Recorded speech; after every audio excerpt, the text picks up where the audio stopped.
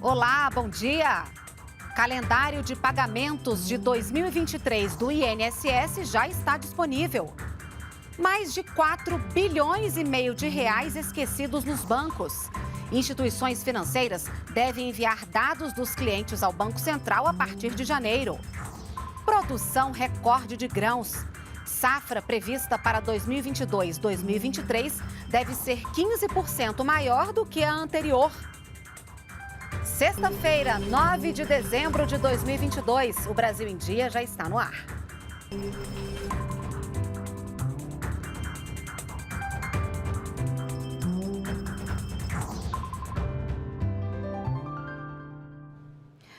Bom dia para você, são 8 horas da manhã, nós estamos ao vivo também pelas redes sociais da TV Brasil. A transição de governo teve mais um dia de reuniões dos grupos técnicos nesta quinta-feira em Brasília. Fernando Haddad, do Grupo de Economia, se encontrou com o ministro Paulo Guedes. Já na área de Minas e Energia, o tema foi o preço dos combustíveis no ano que vem. O governo eleito quer suavizar a subida do preço dos combustíveis em 2023, depois do fim da vigência da lei que limita as alíquotas do ICMS nos estados em 31 de dezembro. Existem recursos no orçamento do ano que vem para compensar os impostos que voltarão a ser cobrados. Representantes do Grupo de Minas e Energia defendem que o papel da Petrobras seja ampliado, ajudando na composição dos preços. A Petrobras não pode olhar só a exploração. Nós precisamos maximizar a capacidade de refino instalada. Por quê? Para não ter que importar derivados, porque é isso que força a dolarização de preços. O Grupo Técnico de Economia se reuniu com o ministro Paulo Guedes. Na pauta, o andamento da PEC da transição, que deve ser analisada na Câmara dos Deputados na semana que vem e vai garantir a continuidade dos programas sociais em 2023. São projetos estruturais do país. Congresso, Câmara e Senado são parte da solução e que essa transição seja a mais suave possível. No grupo de direitos humanos, a equipe levantou dados para os relatórios que vão orientar as políticas públicas da área a partir do ano que vem. Se a gente não pensar a política de direitos humanos como uma política de proteção à vida das pessoas, nós não vamos ser capazes de pensar nenhuma outra política que possa servir o Brasil. Porque todos os ministérios, todas as partes, todas as áreas do governo têm como função primordial e fundamental a proteção da vida humana. Nós precisamos resgatar essas áreas que atuam com crianças, com adolescentes, com deficientes, porque esse público é o público que faz o Brasil. O Banco Central informou que vai reabrir o sistema de valores a receber, aquele que devolveu dinheiro esquecido nas instituições financeiras em abril. Para isso, os bancos devem enviar informações de valores esquecidos a partir de janeiro. Vamos falar com o repórter Glauco de Queiroz. Ele traz ao vivo para a gente as informações. Oi, Glauco, bom dia para você.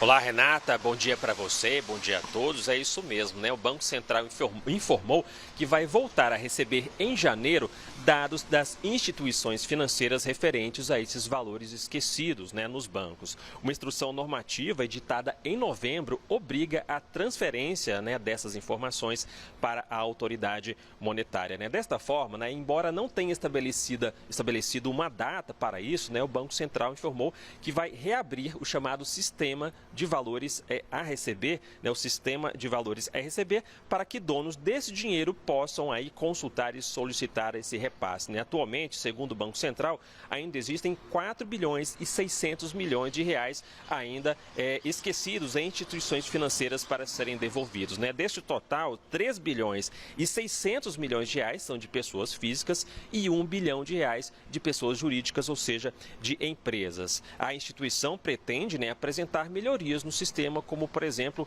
incluir, né, os saques para herdeiros, né, e também representantes legais de pessoas falecidas, né? A devolução de valores, né, lembrando desses valores esquecidos, ocorreu entre fevereiro e abril deste ano, né? Nesse período foram devolvidos mais de 2 bilhões de reais, né? Mas esse processo precisou, né, ser interrompido, né, devido a uma greve, né, dos servidores do Banco Central que durou 3 meses. Eu volto com você, Renata. Tá certo, Glauco. Muito obrigada pelas suas informações. Bom dia para você.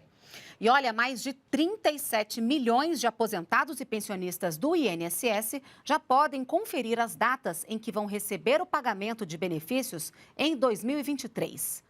Para quem recebe um salário mínimo, os depósitos referentes a janeiro serão feitos entre os dias 25 de janeiro e 7 de fevereiro. Segurados com renda mensal acima do piso nacional terão o pagamento creditado a partir de 1º de fevereiro. Os valores serão pagos com reajuste. Para consultar o calendário, acesse meu.inss.gov.br. A Receita Federal lançou o Sistema Nacional de Informações Territoriais. A ferramenta vai integrar dados e imagens de satélites, tanto de imóveis urbanos quanto rurais, produzidas por instituições públicas como o INCRA e até mesmo por cartórios. Os municípios que fizerem parte do sistema terão acesso ao Cadastro Imobiliário Brasileiro. A Receita Federal pretende alcançar também os pequenos municípios, oferecendo infraestrutura para que eles possam catalogar seus imóveis no sistema. Deixa de ser uma ferramenta somente, como foi falado aqui, de cunho tributário, mas para ser uma ferramenta de utilização pública, implementação de políticas públicas muito estruturante para o nosso país. Até agora, apenas 20% das cidades brasileiras têm imagens cadastradas no novo sistema. É um desafio realmente enorme e a CNM, pela capilaridade que tem, se compromete a, de fato, levar isso a todos os municípios e engajá-los, né, nesse propósito de trazer e tornar os seus cadastros informatizados e georreferenciados. A safra de grãos prevista para 2022-2023 deverá ser 15% maior do que a anterior. Tudo indica que o Brasil deverá colher mais de 312 milhões de toneladas de grãos na próxima safra, quase 41 milhões a mais do que a colheita do ciclo anterior. De acordo com o último levantamento do ano, feito pela Companhia Nacional de Abastecimento, a estimativa da área total plantada no país será de 77 milhões de hectares. Isso representa um aumento de 3,3% ou 2,49 mil hectares a mais sobre a área da safra 21-22, mantendo aí uma tendência de crescimento que é observada já há alguns anos. Segundo a Conab, a safra apresentou um leve atraso por causa de fatores climáticos. Ainda assim, a produção estimada para 2022 e 2023 continua recorde. Recorde puxado, em parte, pela soja. A previsão é de uma colheita de 153 milhões de toneladas, um aumento de 22%. A expectativa é de resultado positivo também para o milho, com 11% a mais. Cada anúncio de safra aumenta a segurança de que nós vamos ultrapassar os 300 milhões de toneladas. Então, a gente tem uma situação que é cada vez mais consolidada. Mas a gente só vai ter certeza disso a partir do momento que de junho, julho, quando a gente inicia a colheita da segunda safra de milho. Já o IBGE projetou a safra recorde de grãos, cereais e leguminosas, mais de 293 milhões de toneladas para 2023. A previsão é quase 2% a mais do que a expectativa anterior. E ao programa de rádio A Voz do Brasil, o ministro da Saúde falou sobre a incorporação ao SUS de um medicamento para tratar a atrofia muscular espinhal, a AME. A doença atinge mais de 1.500 pessoas no país que agora não vão precisar mais ir à justiça para conseguir o tratamento. Essa agenda das doenças raras tem sido uma prioridade no governo.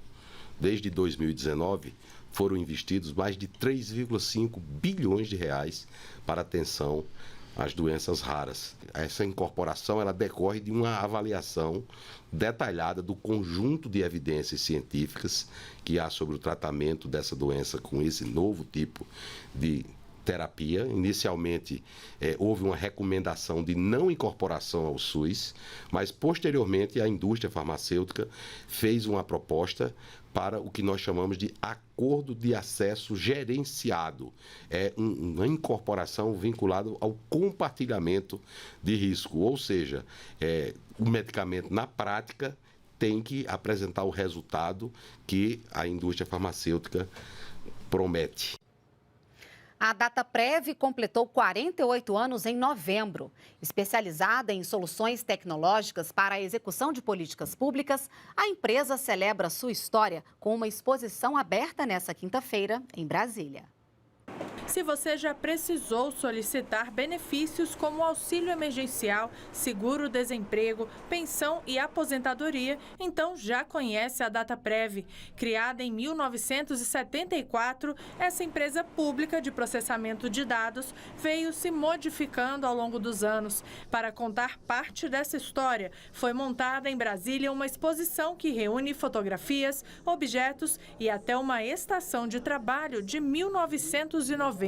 As pessoas mandaram também muitos objetos, muitas coisas que ajudavam a gente a contar esses 5 capítulos que a gente organizou por aí junto também com essas coisas. A gente tem uma área de curiosidades, uma outra área de depoimentos que as pessoas fizeram em homenagem à Dataprev no dia do aniversário dela nas redes sociais, e a gente tentou botar isso tudo junto.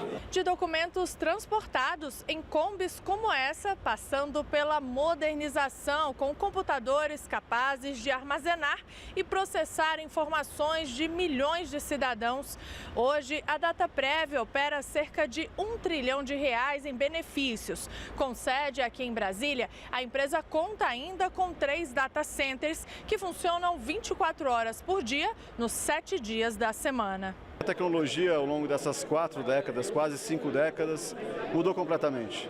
E a Dataprev, felizmente, não ficou para trás. Ela conseguiu absorver essas mudanças da tecnologia, aprimorar seus sistemas, seu parque tecnológico e transformar isso em prestação de serviço público que facilitou a vida de milhões de cidadãos com previdência, trabalho e assistência. Como parte das comemorações pelos 48 anos, a Dataprev também ouviu alguns empregados e, com os depoimentos, produziu ao lado da EBC uma websérie documental. O futuro da Dataprev não é determinado por uma gestão, por um momento. Ele vem sendo determinado por esse processo de construção de 48 anos agora que a gente está comemorando. O presidente Jair Bolsonaro participou ontem em Pirassununga, no interior de São Paulo, da cerimônia militar de declaração de aspirantes a oficiais da Academia da Força Aérea.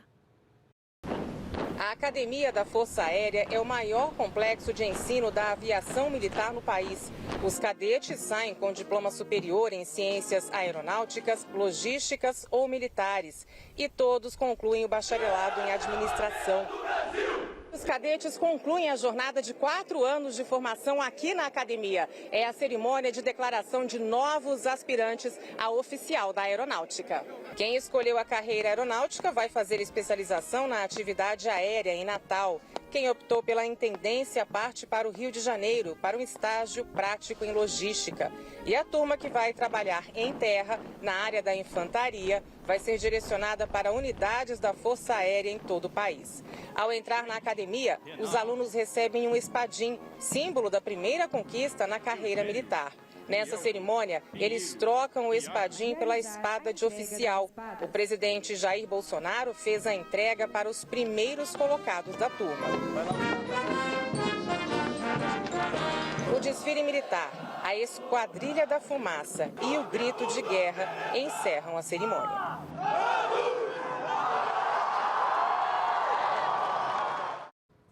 É isso, a gente fica por aqui. Para rever as reportagens, acesse as redes sociais da TV Brasil. Uma ótima sexta-feira para você, um bom fim de semana. Tchau, tchau.